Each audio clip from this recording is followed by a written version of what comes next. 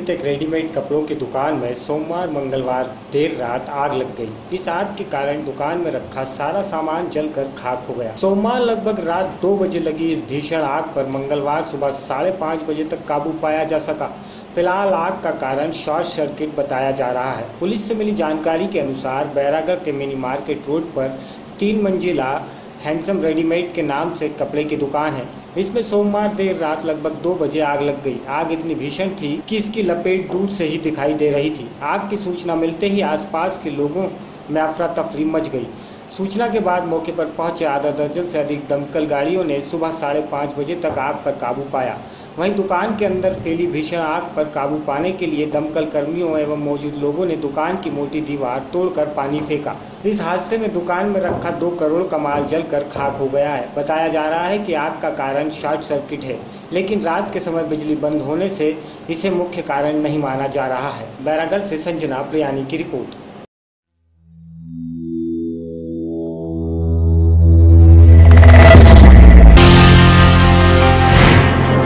संस्कार विद्यालय में रंगारंग कार्यक्रम के साथ समर कैंप का समापन बड़े हर्षोल्लास से हुआ। समापन के शुभ अवसर पर अतिथि पूर्व पंचायत समिति के अध्यक्ष साबुमल रिजवानी, संस्था के अध्यक्ष सुशील वासवानी के द्वारा मां सरस्वती एवं संत शिरोमणि हृदयराम जी साहिब की प्रतिमा पर माल्यार्पण एवं दीप प्रज्वलन कर किया गया।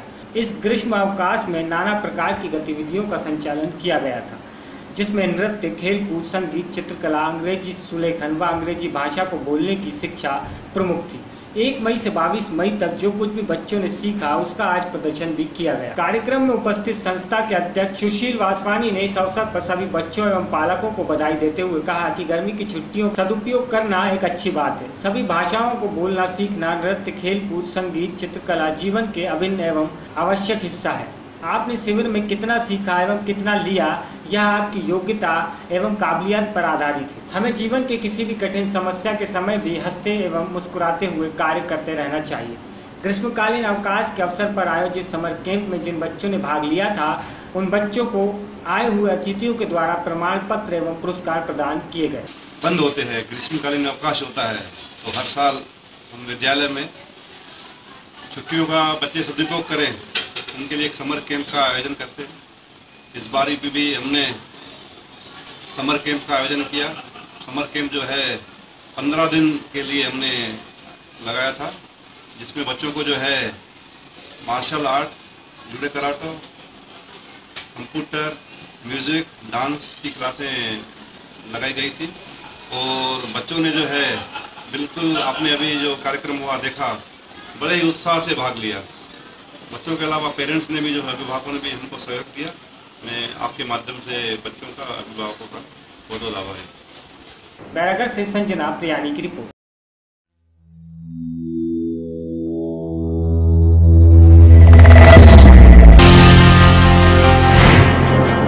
नगर में नूपुर महोत्सव का आयोजन किया गया। इसमें बंदों की शाम पालकों के नाम कार्यक्रम में नृत्य की एक से एक बेहतर प्रस्तुतियां दी गई। प्रस्तुति देखने के लिए बड़ी संख्या में मौजूद दर्शकों ने नृत्य प्रस्तुति करने वाले लोगों को सराहा। इस कार्यक्रम के मुख्य अतिथि भगवान सुगंधी थी। अध्यक्षता सरिता दुर्गेश की थी। विशेष अतिथि महाराष्ट्र ब्राह्मण समाज के सचिव संजीव पुराणिक थे। स्थानीय गार्डन में नूपुर उत्सव 2017 का आयोजन किया गया। कार्यक्रम सरस्वती वंदना से शुरू हुआ।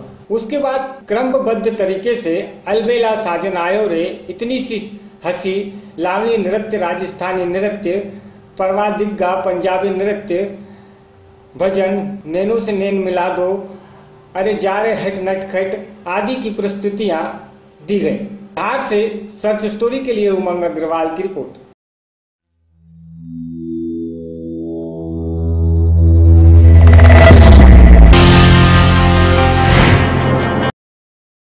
प्रदेश का निजाम बदल गया, मगर लाचार रवैया नहीं बदल सका। पूर्व की सपा सरकार ने यूपी की बिजली व्यवस्था को लेकर कई बार अपनी पीठ थपथपाई, मगर इनकी नाकामी ने इन्हें सत्ता से बेदखल कर दिया। अब जबकि बीजेपी के हाथों में प्रदेश की कमान है और सरकार शहर ही नहीं गांवों को भी 20 घंटे बिजली देने का ऐलान कर चुकी है, तो गांवों को भरपूर बिजली देने के इनके दावे बुंदेलखंड में खोखले से नजर आ रहे हैं। महोबा जनपद के क्षेत्र करवई से लगा हुआ गाँव छनी कला अपने बसने के बाद से अंधकार जीवन में जीने को मजबूर है। 3000 आबादी वाले इस गांव में राजीव गांधी विद्युतीकरण योजना के तहत गांव में 10 वर्ष पूर्व खंभे लगाए गए थे, जो आज भी बेतार खड़े हैं। आजादी के बाद से आज तक बिजली भी नसीब नहीं हुई। बिल आ रहा है और कितने दिन लाइट आई है आपके यहाँ?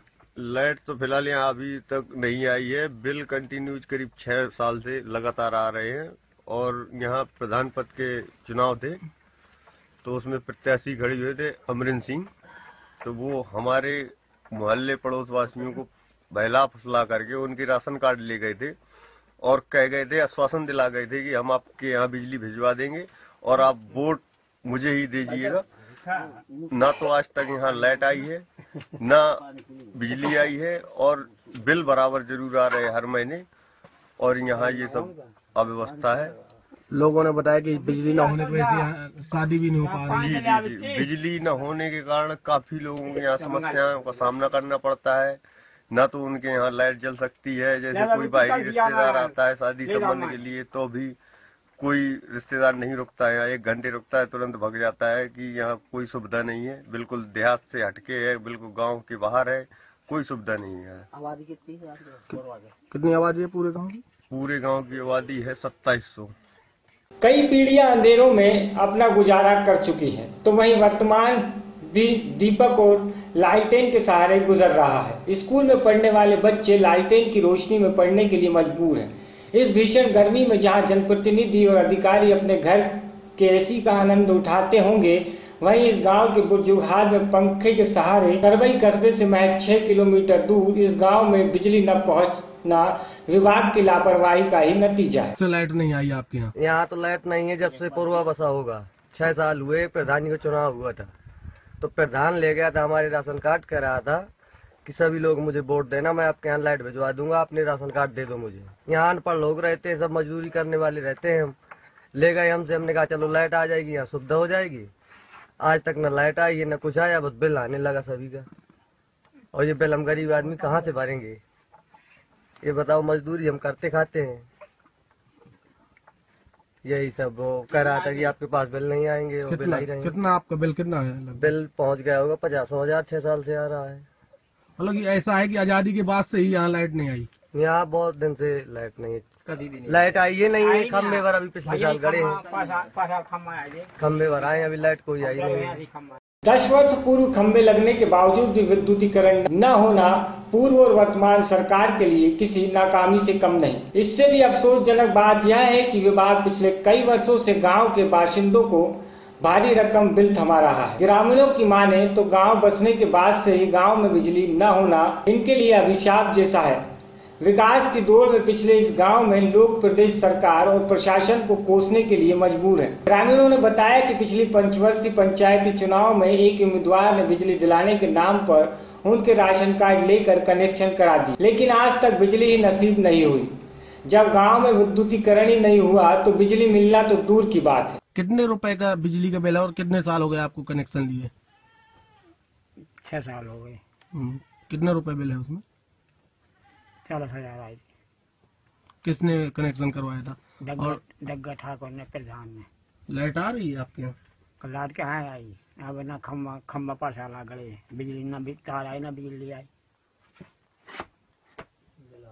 आपने इसकी शिकायत नहीं की अधिकारियों के पास? दुनिया गए हैं, मऊ बाबू खिलवा गए। लड़का ही कॉल खागा कि अब तुम्हारे यहाँ बिल नहीं आई, जाओ काम हो। बिल फिर भी आ रहे हैं? बिल हर महीने आ रहे हैं, अभी आनी आई 2 महीना 3 महीने से। मगर विभाग ने शिकायत करने के बाद भी इस गांव में कभी झांका तक नहीं। गांव में विभाग हजारों रुपए के बिल पहुंचा रहा है। ये बिल उनकी बदकिस्मती को मुंह चिढ़ा रहा है। कागजों में गांव में बिजली पहुंच चुकी है और गांव रोशन है। यह बिल पहुंचे तो ग्रामीण परेशान होते हैं। बिना बिजली के बिल पहुंचने पर ग्रामीण हैरत में है। गांव की शांति के पास 26,306 रुपए का बिल पहुंचा है। नंद किशोर के पास 24,113 रुपए का, राजू प्रजापति के पास 26,306 का, रामेश्वर सहित कई ग्रामीणों के पास हजारों रुपए के बिल पहुंचे हैं। उनका कहना है कि जब गांव में बिजली ही नहीं है तो बिल कैसे भेज दिए गए। ग्रामीणों ने बताया कि वह इस मामले के उच्च अधिकारियों से शिकायत भी कर चुके हैं, लेकिन कोई समाधान नहीं निकला है। लंबे चौड़े बिल देखकर बिजली विहीन गांव के ग्रामीण परेशान हैं। लाइट संबंधित क्या? लाइट प्रधान कह गए थे, मतलब 5-6 साल पहले 2010 चल रही थी, जब कह गए थे वो कि यहाँ लाइट भिजवा देंगे और तुम्हारा फ्री कनेक्शन हो जाएगा, पैसा नहीं लगेगा। और राशन कार्ड ले गए थे यहाँ से सबसे 10 कनेक्शन हो गया आप लोगों का? हाँ, कनेक्शन करवा दिए, बिल बराबर आ रहे हैं और न तार न खंबा, अभी पिछली साल तार मतलब न लगे हैं, खंबे पर लगे हैं। मीटर तो लगा? मीटर मीटर कुछ नहीं, मतलब कि बिना लाइट के ही बिल आ रहा है। 2-3 बार महोदय गए, SDM के यहाँ दरखास्त भी लगाई, कोई सुनाई नहीं। सीएम योगी के दावों की कलाई खोलती बिजली विभाग की इस खामी पर जब हमने विद्युत वितरण खंड के अधिकारी अभियंता नन्नू सिंह से बात की तो उन्होंने जवाब व्यवस्था पर ही सवाल खड़े कर दिए। इनकी माने तो ग्रामीणों के आरोप लगते हैं। उन्होंने कहा कि बिजली का उपयोग किया है, मामले की जांच कराई जा रही है, उसके उपरांत ही आगे की कार्रवाई होगी। आप भी सुने कैसे सवालों से बचते नजर आए अधिकारी। जो है आज़ादी के बाद से आज तक लाइट नहीं है और बिजली के बिल बराबर आ रहे हैं, क्या है पूरा मामला? उनका कहना ये गलत है। वहाँ अभी हम जांच करा रहे हैं, जांच कराने के उपरांत ही सही पता लग पाएगा। लेकिन वो विद्युत का ऐसा संज्ञान में आएगा, विद्युत का उपयोग करते रहें। ये जो भी वर्तमान जो लाइन है उसे, अभी वर्तमान में वहाँ लाइन के तार है। हम जांच करा रहे हैं, जेई को भेजा गया, जांच रिपोर्ट प्राप्त होने के उपरांत ही कुछ बता रहे हैं इसमें। किस योजना के तहत वहाँ लाइन बिछाई गई थी कई साल पहले? ये जांच का विषय है, हम करके बताएं किस योजना में लाइन बनी है, किसमें उस गाँव का छानी का विद्युतीकरण हुआ है। उनका ये भी कहना है, अभिलेख देख कर, कार्यालय अभिलेख देख करके बता पाएंगे। ग्रामीणों का ये भी कहना है कि बिल आ रहे हैं अब तक कई। हाँ, तो बिल तो आएंगे, जब रसीद हमारे यहाँ कट गई तो कंज्यूमर हो गए तो बिल तो आएगा ही जरूर। भाई ऐसा थोड़ी जो कि वो उन्होंने कनेक्शन का पैसा ना जमा किया हो। राजीव गांधी के तहत काम हो रहा है उसमें, तो वो लाइन बढ़ जाएगी उसमें। राजीव गांधी पुराना पहले भी लाइन पड़ गई होगी सर? हाँ, पहले भी काम हुआ है। क्या साल पहले सर? 8 साल? 2009-10 में शायद काम हुआ। महोबा से सर्च स्टोरी के लिए इजराइल कुरैशी की रिपोर्ट।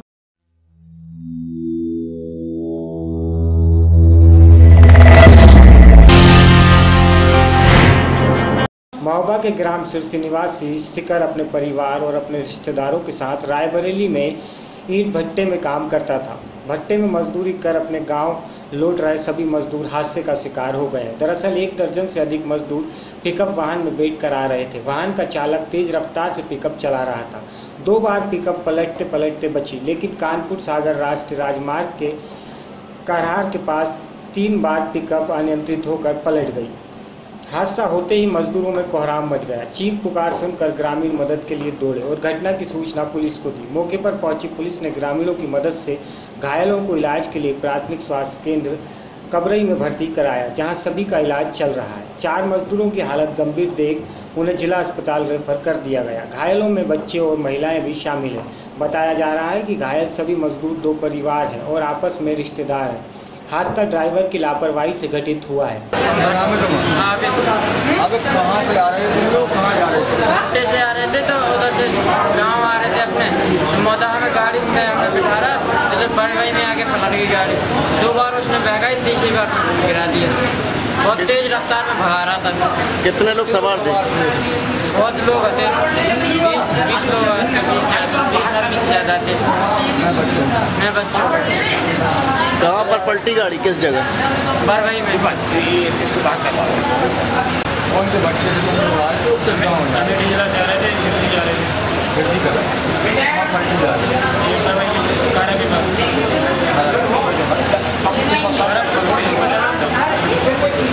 कितने लोग सवार थे? कितने लोग सवार थे? 15-16 लोग थे। कहाँ जा रही थी पिकअप? क्या बोलते हैं, कोई सब स्टेबल है, मरीज कोई ज़्यादा सीरियस नहीं है, लेकिन 2 मरीज ऐसे हैं जिसकी एक बच्चा है जिसकी जान छूटती हुई और एक 30 साल के आसपास है जिसका हस्बैंड नाम है, उसका शोल्डर कमजा उखड़ा हुआ है और हो सकता है टूटा हुआ है। और जो 2 मरीज और 4 मरीज ज़्यादा गंभीर ऐसी कोई स्थिति नहीं कि कोई गंभीर हुआ रिफर की है, अभी कोई रिफर कोई किसी को नहीं किया गया है। अभी ट्रीटमेंट करने के बाद, एक्सरे करवाने के बाद उसके बाद देखेंगे कुछ ऐसा उनका इलाज। कितने मरीज है अभी? 4-5 मरीज हैं, 5। महोबा से इसराइल कुरैशी की रिपोर्ट।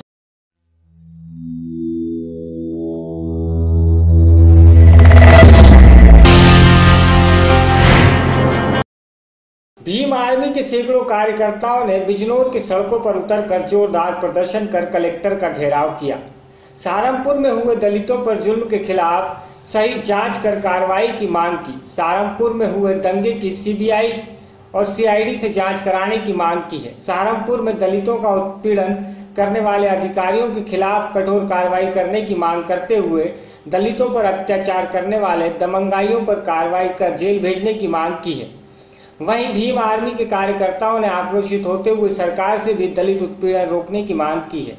यदि सरकार आरोपियों के खिलाफ कार्रवाई नहीं करती है तो पूरे देश में उग्र आंदोलन चलाने की चेतावनी भी दी है। ये सहारनपुर की घटना के उस पर हम लोगों ने ज्ञापन दिया है डीएम साहब को कि उस पर कार्रवाई की जाए, क्योंकि शासन प्रशासन कहीं भी हम लोगों को अनदेखा कर रहा है। उसकी वजह से शासन प्रशासन हम लोगों को अनदेखा कर रहा है। उसी की वजह से आज ये सहारनपुर में इतनी बड़ी घटना हुई है। क्योंकि अगर हम चाहते हैं कि अगर किसी भी व्यक्ति के साथ या उच्च वर्ग का, स्वर्ण वर्ग का व्यक्ति होता, तो उनके साथ ये घटना होती तो शासन प्रशासन रातों रात वहाँ जाकर उन्हें आर्थिक सहायता भी देता और हर तरह से उनकी मदद करता। लेकिन आज भी इतने दिन बीतने के बाद भी शासन प्रशासन की आंखें नहीं खुली। उन्हें आज तक जाकर उनका हालचाल तक पूछने का टाइम नहीं है उनके पास। तो क्या भीम आर्मी को उत्तर प्रदेश शासन एक अवैध संगठन घोषित कर रहा है, इस बारे में क्या कहना है आपका?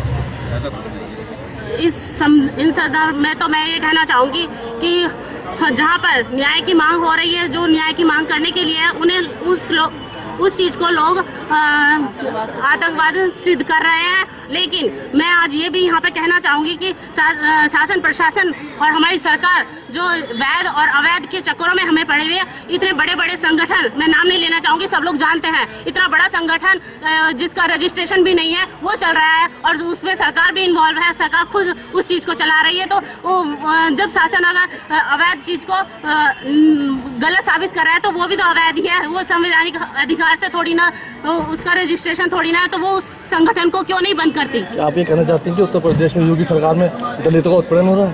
हाँ जी। क्या, किस तरीके से? हर तरह से उत्पीड़न हो रहा है। हमारे साथ जातिगत भेदभाव किया जा रहा है। तो अगर यही रहा और तो आपकी अगली रणनीति क्या होगी? ऐसा ही रहा तो हम लोग अब चुप नहीं बैठेंगे। अब ये मत समझिए कि हम लोग अकेले हैं। अब हम सब लोग संगठित हो गए हैं। भले ही हम लोगों के संगठन अलग अलग चल रहे हैं, लेकिन हम लोग अपने न्याय के लिए सब लोग एक होकर आवाज उठाएंगे और उसके खिलाफ, अन्याय के खिलाफ पूरे धरना प्रदर्शन करेंगे पूरी तरह से। अनुसूचित जाति जनजाति जनजागृति महासंघ का जिला महामंत्री। आज प्रदर्शन किया आप लोगों ने, किस बैनर के तले किया? ये आज का जो कार्यक्रम का जो बैनर था, उस बैनर का नाम राष्ट्रीय अनुसूचित जाति जनजाति जनजागृति महासंघ है। और जो विषय था, प्रमुख विषय शब्बीरपुर में, जो जनपद सहारनपुर के जो शब्बीरपुर में जो अमानवीय घटना हुई है, उस घटना के विरोध में ये आज का कार्यक्रम हुआ है। उत्तर प्रदेश का फर्जी संगठन मान रही है भीम आर्मी को, क्या कहना है इस पर आपका? जो उत्तर प्रदेश सरकार जो भीम आर्मी को फर्जी संगठन बता रही है, वो पहले जो उत्तर प्रदेश सरकार का बयान आया था वो इसके फर्जी के पक्ष में आया था। लेकिन 2 दिन बाद ही सरकार ने अपने बयान को पलटा है, क्योंकि उस समय सरकार ने एक पक्ष को देखते हुए अपने शब्दों को बोला था।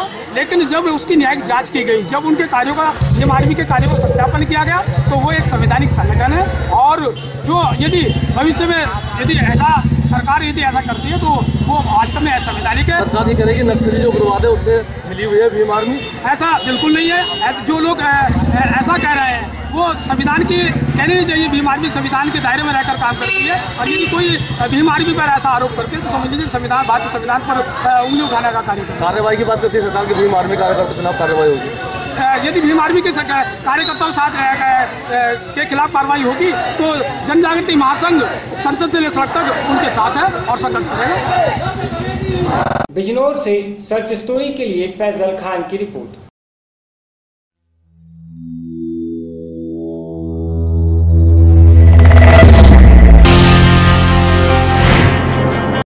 गाजीपुर शकियाबाद के एक गांव में एक महिला के साथ जबरदस्ती करने का मामला प्रकाश में आया है। महिला द्वारा विरोध करने पर आरोपी युवक बाइक छोड़कर भाग निकला। महिला के पति कोलकाता में रहते हैं। जब वह बच्चा के साथ रात में सोई थी, गांव का ही एक युवक देर रात बाइक से उसके घर में घुस गया। युवक महिला से जबरदस्ती करने का प्रयास करने लगा। महिला द्वारा विरोध कर शोर मचाने पर युवक बाइक छोड़कर भागा। युवक के भागने के बाद महिला ने 100 नंबर को कॉल किया। पुलिस के पहुंचने पर सारी आपबीती बताई। वह पुलिस को युवक की बाइक नहीं ले जाने दी।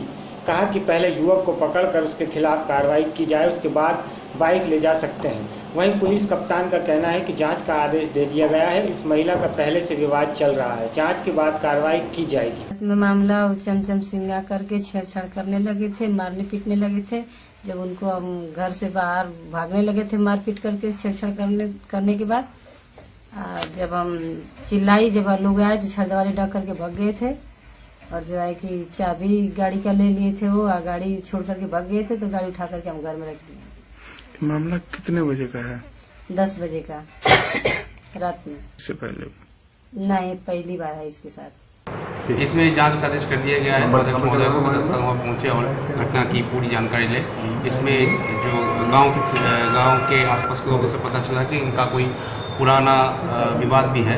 इस पूरी चीज को गहनता से देखा जा रहा है और इसमें जैसे भी स्पष्ट कोई भी नतीजा पहुंचेगा तो इसमें आगे की आवश्यक कार्रवाई की जाएगी। महिला का आरोप है कि पुलिस द्वारा FIR भी दर्ज नहीं किया जा रहा है, इस पर क्या करें?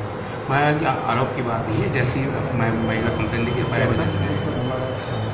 गाजीपुर से मेहताब आलम की रिपोर्ट।